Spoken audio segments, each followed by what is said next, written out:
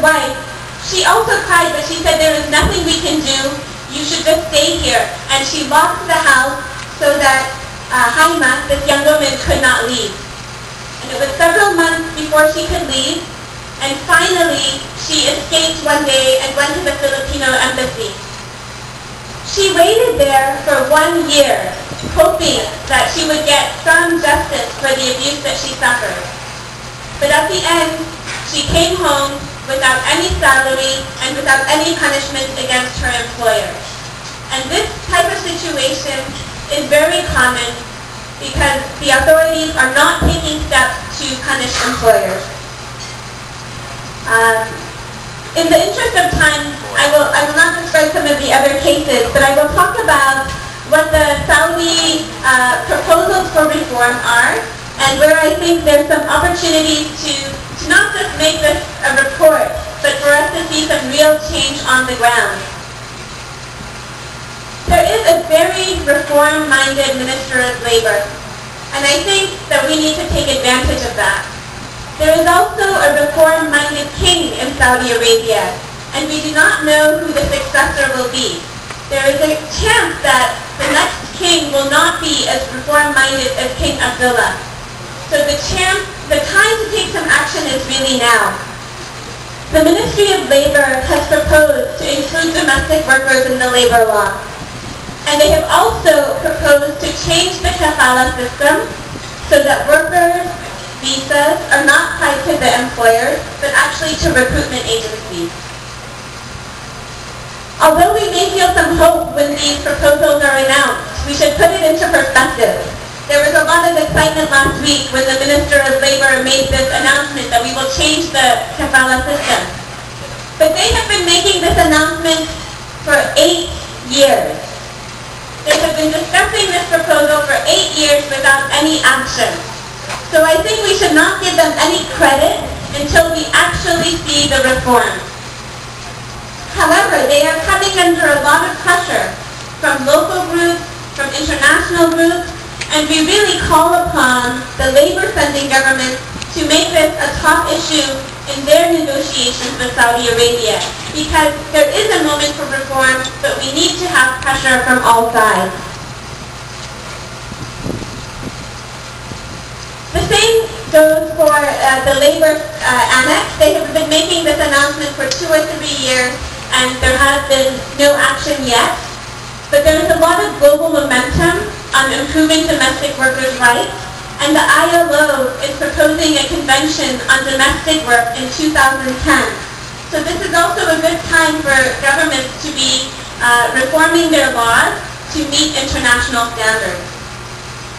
I'm just going to close with a few remarks to the government of the Philippines before I open it up for the response and for questions.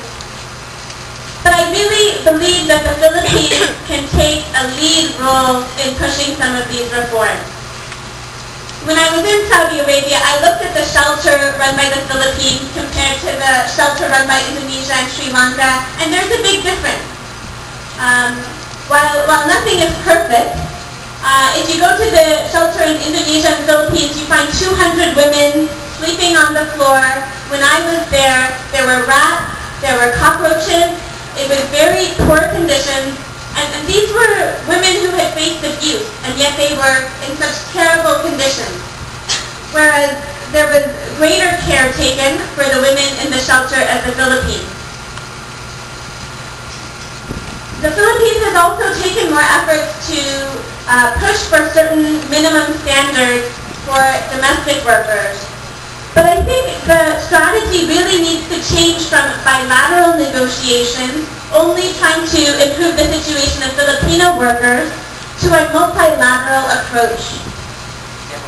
Because there will be much more strength if all the countries that send workers, Indonesia and Sri Lanka and the Philippines, come together. They will have great bargaining power if they are asking for the same demands together. But if the Philippines just tries on its own, it's very easy for Saudi Arabia to say, okay, your demands are too much. We are going to now ask for more workers from Indonesia, and we will stop hiring Filipino workers. I think that the Philippines can really show leadership on this issue, both with the strong NGOs here and with the government's experience on this issue, to call together the counterparts in Sri Lanka and Indonesia to make these demands together. And there are many opportunities.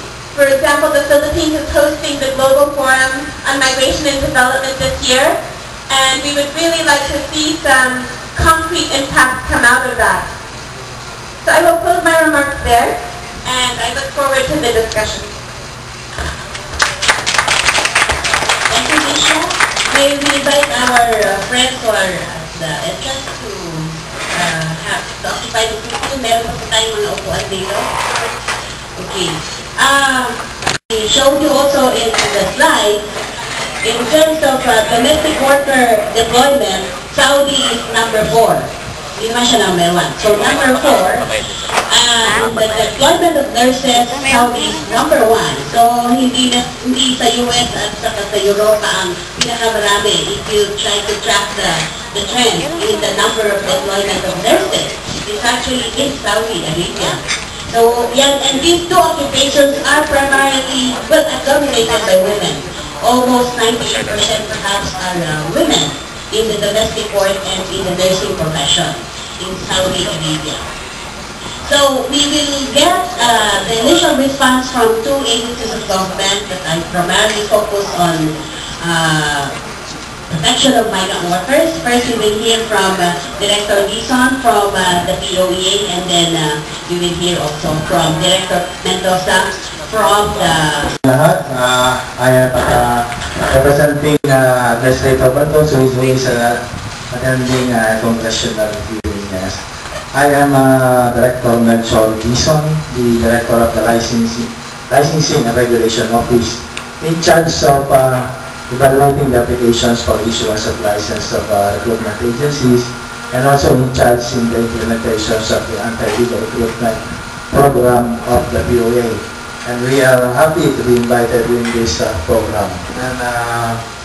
And I would like first to give the history of the POA. The POA was created sometime in May 1, 1982, and its mandate is to regulate licensed recruitment agencies and to spearhead the drive against illegal recruitment. And our paramount consideration is the welfare of our overseas Filipino workers. And based on our record,